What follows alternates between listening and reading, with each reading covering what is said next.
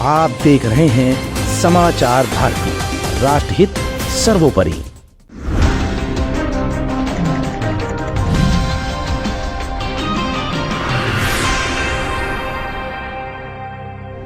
चौबीस नवंबर के बाद से उत्तर प्रदेश में राजनीति के केंद्र बिंदु के रूप में संभल की शाही मस्जिद के सर्वे का मामला अब सामने आने लगा है।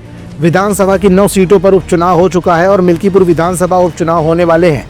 ऐसे में कांग्रेस और समाजवादी पार्टी के प्रतिनिधिमंडल को संभल जाने से रोके जाने पर तमाम तरह के सवाल अब विपक्ष उठा रहा है। आखिर विपक्षी दल समाजवादी पार्टी की तरफ से अखिलेश यादव ने संसद में कौन सा हंगामा काटा और कैसे उत्तर प्रदेश सरकार को अखिलेश ने नसीहत दी। यही नहीं, क्या अब आर्कियोलॉजिकल सर्वे ऑफ इंडिया के ऊपर भी समाजवादी पार्टी की निगाहें टेढ़ी होने लगी हैं। ये कुछ ऐसे सवाल हैं जिनका जवाब आज की अपनी इस रिपोर्ट में हम आपको दिखाएंगे भी और बताएंगे भी। दरअसल उत्तर प्रदेश के पूर्व सीएम और समाजवादी पार्टी के प्रमुख अखिलेश यादव ने मस्जिदों पर मंदिर का दावा किए जाने वाली याचिकाओं पर बड़ा बयान दिया है।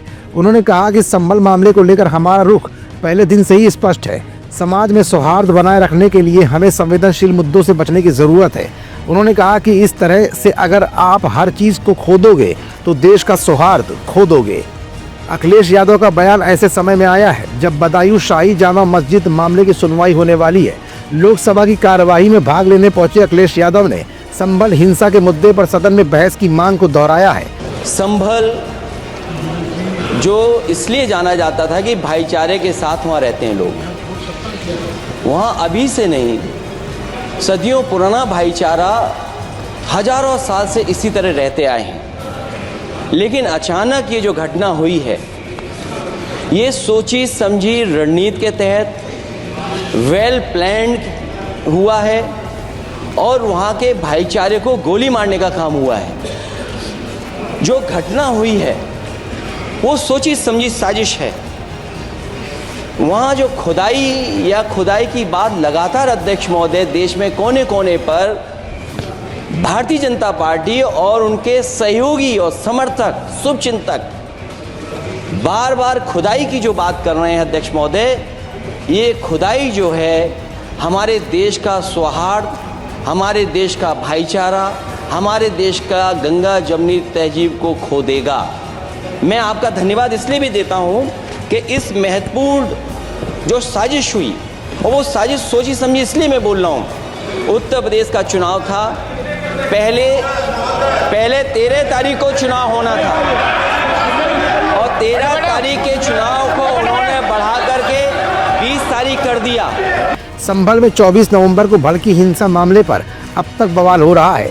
विपक्षी नेताओं की ओर से संभल जाने की जिद की जा रही है। शहर में धारा 163 लागू होने का हवाला देकर प्रशासन की ओर से उन्हें लगातार रोका भी जा रहा है। सपा प्रमुख अखिलेश यादव ने संभल हिंसा को लेकर सरकार पर एक बार फिर हमला बोल दिया है। उन्होंने कहा कि जिस दिन से सदन शुरू हुआ है उस दिन से हमारी पार्टी ने संभल पर चर्चा की मांग की है। हम हमारी बात को सदन में रखना चाहते हैं। सपा प्रमुख ने आगे कहा कि संभल में अधिकारी मनमानी कर रहे हैं। यूपी सरकार के इशारे पर ये मनमानी की जा रही है। प्रशासन का इस तरह का व्यवहार कभी देखने को नहीं मिला। सपा सांसद ने कहा कि संभल मामले में कम से कम जिम्मेदार अधिकारियों पर कार्रवाई तो हो। अखिलेश यादव ने इसके बाद ASI यानी आर्कियोलॉजिकल सर्वे ऑफ इंडिया पर भी निशाना साधा।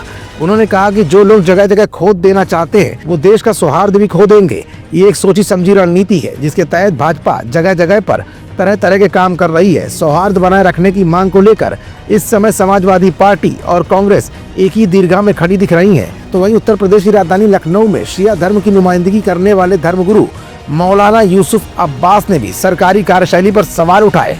जिस तरीके से हमारे मुल्क हिंदुस्तान में ये नया ट्रेंड चला है कि हर मस्जिद के नीचे मंदिर ढूंढा जा रहा है, हर मज़ार के नीचे मंदिर ढूंढा जा रहा है, या आप मुल्क को किस तरफ ले जाना चाहते हैं? या आप मुल्क को फिर से एक बार सिविलवाद के दहाने के ऊपर लाके खड़ा करना चाहते हैं? जबकि प्रदेशों में भारतीय जनता पार्टी की सरकारें हैं, देश में भारतीय जनता पार्टी की सरकार है और भारत के प्रधानमंत्री जी सबके विश्वास की बात कर रहे हैं। जो खड़ा हुआ वो अदालत में चला गया, निचली अदालत में, और अपने हक में फैसला करा के ले आया और पूरी तरीके से मुल्क को तबाही के और बर्बादी के दहाने को बला के खड़ा किया जा रहा है। संभल के अंदर जो हुआ क्या ये होना चाहिए था? संभल में जिस तरीके से खून की होली खेली गई, खूनी होली खेली गई और माओ की गोदियां उजड़ी, औरतों के सुहाग लुटे, क्या ये होना चाहिए था संभल के अंदर?